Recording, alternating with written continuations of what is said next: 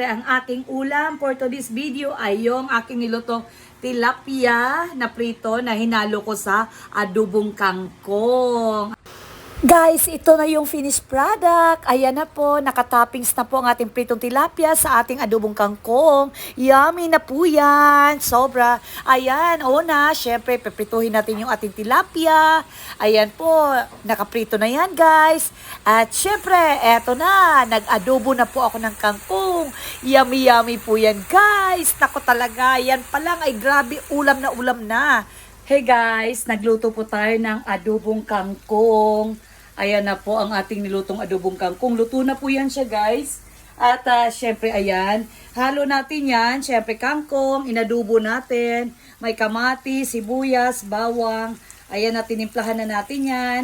Ayan, natuyo na. So, kailangan, nagprito din ako, guys, ng tilapia. Ayan po, ibabaw na natin yan siya, guys.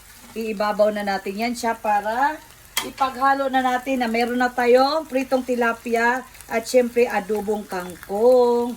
Ayan siya, guys. So, luto na yun. Patay na natin. Ayan. So, ganyan lang, guys. Itatoppings lang natin siya. Itatoppings lang natin yan. Yung ating pritong tilapia sa ating adobong kangkong. Ganyan na po ang resulta. Ayan. Masarap na yan siya, guys. Timplado na yan. Kaya, ayan na. Kain na tayo!